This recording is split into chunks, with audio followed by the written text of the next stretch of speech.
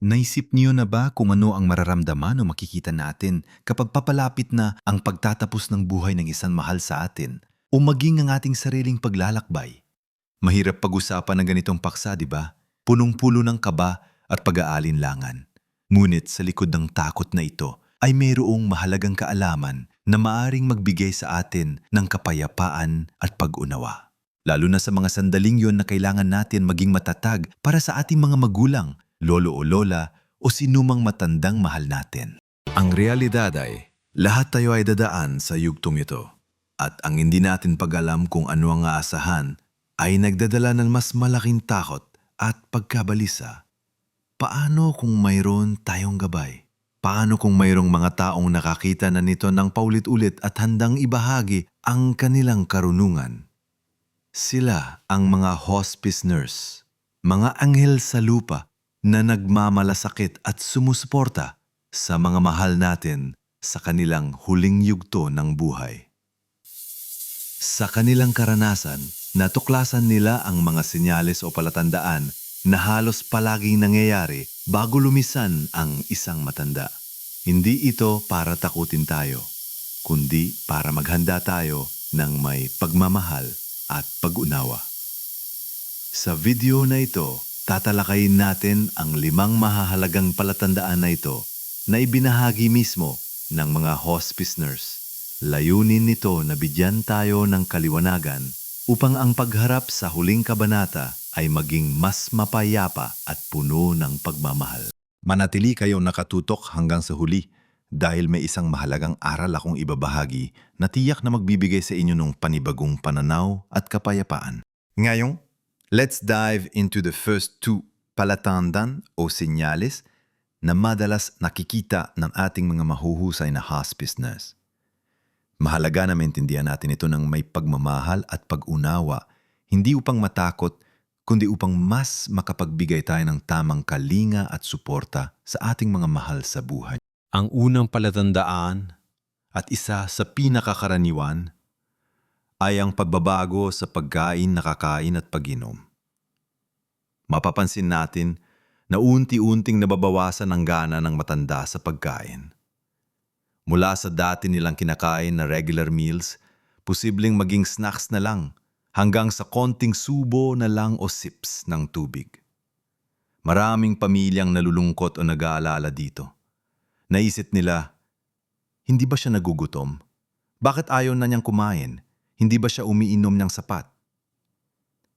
Natural lang ang mga tanong na ito, lalo na sa kultura nating mga Filipino, na ang pagpapakain ay simbolo ng pagmamahal at pag-aalaga.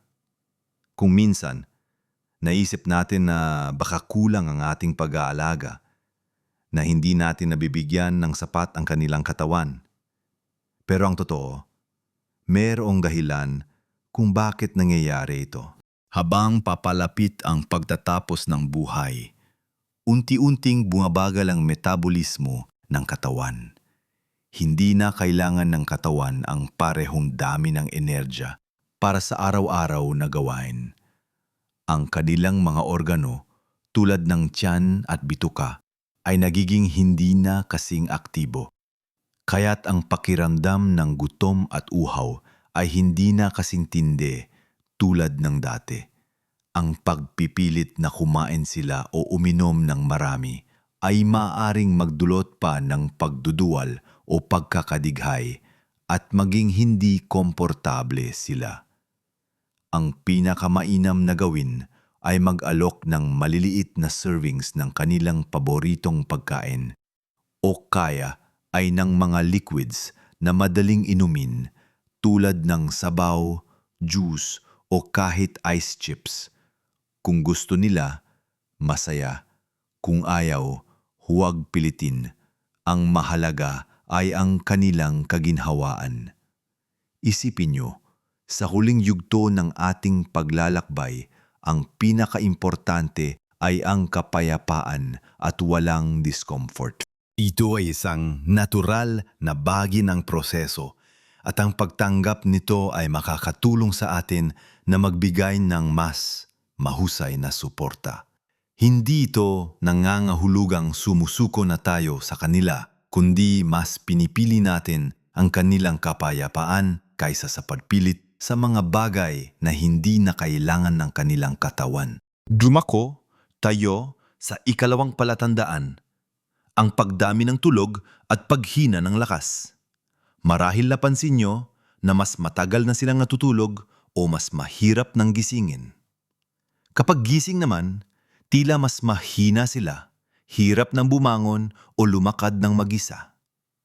Dati, baka aktibo pa sila, nakikipagkwentuhan, nanonood ng TV, pero ngayon, tila mas gusto na lang nilang matulog o manatili sa kama. Ang dahilan dito ay simple lang.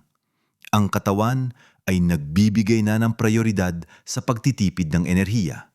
Imbes na gamitin ang enerhiya sa pang-araw-araw na gawain, inilalaan na ito para sa mas mahahalagang function ng katawan.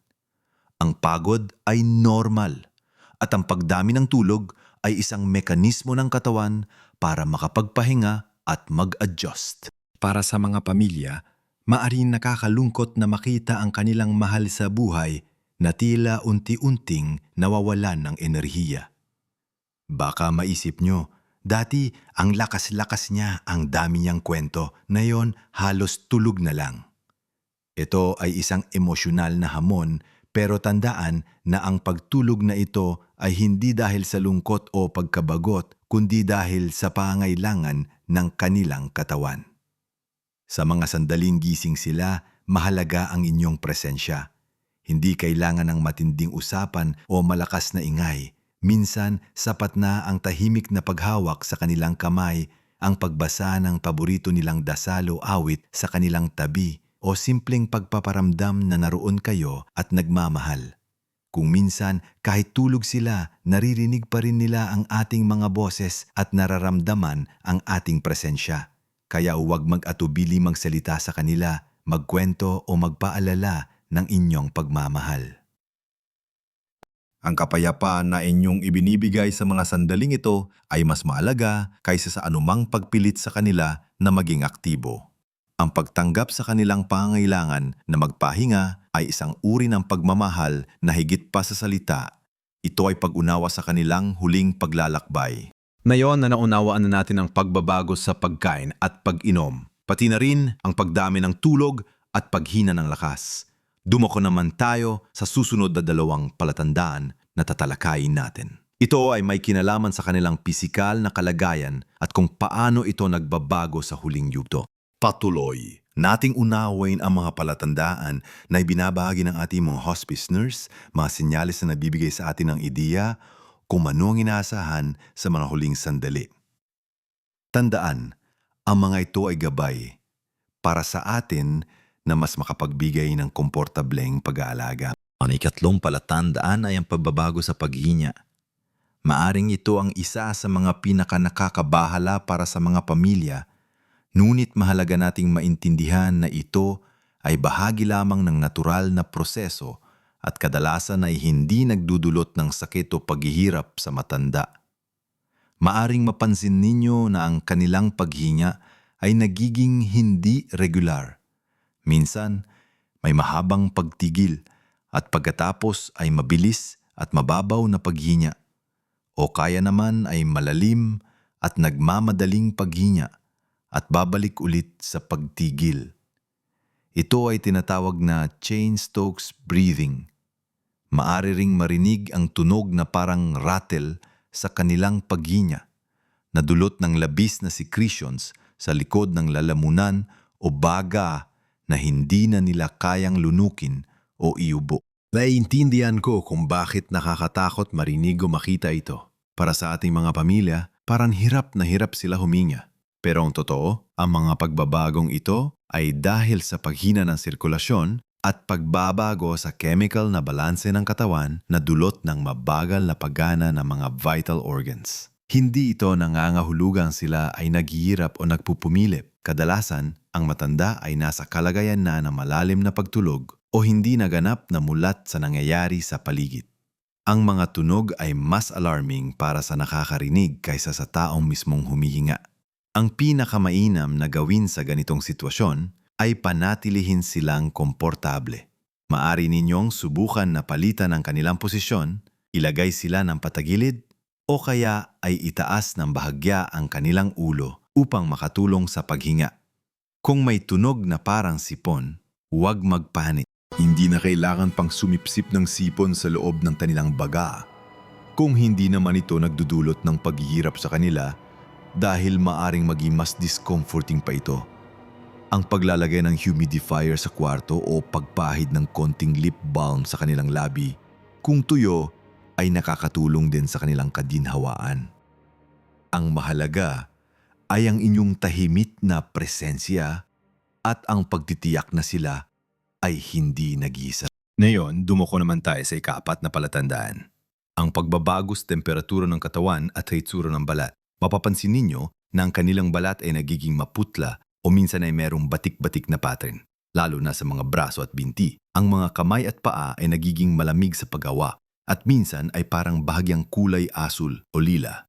Ito ay tinatawag na mottling at ito ay senyales na ang sirkulasyon ng dugo ay unti-unting bumabagal. Ang dugo ay mas inililipat na sa mga mahahalagang organo sa gitna ng katawan at hindi nagaanong dumadaloy sa mga dulo ng katawan tulad ng mga kamay at paa. Tulad ng pagbabago sa paghinga, ang pagbabago sa balat at temperatura ay natural na bahagi ng proseso ng paglisan. Hindi ito nangangahulugang nilalamig sila o hindi na mainit ang kanilang pakiramdam. Kadalasan, hindi na rin nila ganap na nararamdaman ang lamig sa labas. Ang pinakamainam na gawin ay maglagay ng manipis na kumot o sapin sa kanilang katawan kung sa tingin nyo ay nakatulong ito sa kanilang kapayapaan. Mahalaga na huwag silang balutin ng napakakapal dahil baka lalo lang sila mainitan at hindi komportable. Maaari ring dahan-dahang imasahe ang kanilang mga kamay at paa, hindi para ibalik ang sirkulasyon, kundi para magbigay ng init at kaginhawaan sa pamamagitan ng inyong paghipo. Ang pagdampi ng inyong kamay sa kanilang noo o ang dahan-dahang pag-aplos sa kanilang braso ay nagpapakita ng inyong pagmamahal at presensya. Sa mga sandaling ito, ang pagpapakita ng affection sa pamamagitan ng physical touch ay napakahalaga. Ito ang nagbibigay sa kanila ng katiyakan na hindi sila nag-iisa at sila ay minamahal. Ang mga palatandaan na ito mula sa pagbabago sa pagkain, pagdaming tulog, pagbabago sa paghinga, hanggang sa paglamig ng balat ay mga pisikal na senyales na nagpapakita na ang katawan ay unti-unting naghahanda para sa huling yugto. Hindi ito mga senyales ng pagkabigo, kundi senyales ng isang natural na paglalakbay na nangailangan ng ating pagkunawa at compassionate na pag-aalaga. Ngayon dumako tayo sa huling at marahil ang pinakamalalim na palatandaan na may kinalaman sa kanilang emosyonal at espiritual na kalagayan. Narating na natin ang huling palatandaan, ang ika-5, na madalas ding napapansin ng mga hospice nurse sa mga matatandang papalapit na sa huling yugto ng kanilang buhay. Ito ay marahil ang pinakamalalim at sensitibong palatandaan na may kinalaman sa kanilang emosyonal at espiritual na kalagayan. Ang ika-5 palatandaan ay ang paghahanap ng kapayapaan at pag-alis ng pagkabalisa kasabay ng pagiging mas tahimik o withdrawn. Mapapansin ninyo na ang matanda ay tila nawawala na ng interes sa mga bagay na dati nilang kinagigiliwan. Hindi na sila masyadong nakikipag-ugnayan o nakikipag-usap. Minsan, parang nakatingin sila sa malayo o kaya ay nagmumuni-muni. May mga pagkakataon din na tila nakikipag-usap sila sa mga taong hindi natin nakikita o nagsasabi ng mga bagay na tila walang koneksyon sa kasalukuyang realidad. Maaring banggitin nila na may naghihintay sa kanila o kaya ay pupunta na sila sa kanilang tahanan. Para sa atin na naririnig ito, baka maisip natin na sila ay nalilito o naghahalusinate. Ngunit para sa mga hospice nurse, ito ay bahagi ng natural na proseso ng paghahanda ng kaluluwa. Ito ay isang paglilipat ng kanilang focus mula sa pisikal na mundo patungo sa isang mas espiritual o panloob na paglalakbay. Ang pag-alis ng pagkabalisa ay nangangahulugan na tinatanggap na nila ang kanilang kapalaran, na naghahanda na sila. Ang pakikipag-usap sa mga wala ay maaaring paraan ng kanilang utak upang magproseso. O para sa iba, ito ay tunay na karanasan na konektado sa kanilang pananampalataya at paghahanda para sa kabilang buhay. Maraming matatanda sa Pilipinas, lalo na ay may malalim na pananampalataya at ang ganitong mga karanasan ay maaari makapagbigay sa kanila ng kapayapaan at katiyakan. Ang pinakamainam na gawin ay hayaan lamang sila. Huwag silang pigilan o katuwirain na mali ang kanilang nakikita o naririnig. Sa halip, maging suporta sa kanilang emosyonal at espiritual na pangangailangan. Kung nagsasalita sila tungkol sa mga mahal sa buhay na yumao na, pakinggan lang sila ng may pagmamahal. Kung sila nagmumuni sila, hayaan silang magkaroon ng kapayapaan. Ang inyong presensya ay sapat na. Minsan, ang paghawak sa kanilang kamay o ang pagbasa ng dasal o ang pagtugtog ng kanilang paboritong awitin ay makakatulong sa kanila na magkaroon ng kapayapaan sa gitna ng kanilang panloob na paglalakbay. Ang pag-unawa sa palatandaang ito ay nagbibigay sa atin ng pagkakataon na igalang ang kanilang proseso at magbigay ng espasyo para sa kanilang huling paghahanda. Ngayon, napag-usapan na natin ang 5 mahahalagang palatandaan na madalas nakikita ng mga hospice nurse bago ang isang matanda ay lumisan. Naunawaan natin ang mga pagbabago sa pagkain at pag-inom, na ang katawan ay hindi na nangangailangan ng masyadong enerhiya at ang pagpilit ay maaaring magdulot lang ng diskomportable. Tinalakay rin natin ang pagdami ng tulog at paghina ng lakas, na ang katawan ay nagtitipid ng enerhiya at ang pagpapahinga ay natural na pangangailangan. Naintindihan din natin ang nakakabahala ngunit hindi masakit na pagbabago sa paghinga at ang paglamig at pagbabago sa balat na senyales ng paghina ng sirkulasyon. At sa uli, pinag-usapan natin ang paghahanap ng kapayapaan at pagiging mas tahimik na nagpapahiwatig ng kanilang emosyonal at espiritual na paghahanda. Ang mga kaalamang ito ay hindi binabahagi para matakot tayo, kundi para bigyan tayo ng kapayapaan. Kapayapaan na ang proseso ng paglisan ay natural at may mga senyales na maaaring makatulong sa atin na magbigay ng tamang pag-aalaga at suporta. Bilang mga Filipino, mahalaga sa atin ang pamilya at ang pagrespeto sa ating mga nakatatanda. Ang pag-unawa sa mga palatandaang ito ay isang paraan upang maipakita natin ang pinakamataas na uri ng pagmamahal at malasakit sa kanila sa kanilang mga huling sandali. Hindi natin kontrolado ang pagdating o paglisan ng buhay, ngunit kontrolado natin ang kung paano tayo magmamahal at mag-aalaga sa mga mahal natin. Ang pagiging present, ang paghawak sa kanilang kamay, ang pagbibigay ng tahimik na pagmamahal, ang pagdarasal kasama nila o para sa kanila, ito ang mga bagay na tunay na mahalaga sa mga panahong ito. Huwag kayong mag-alala kung makita nyo ang mga palatandaang ito.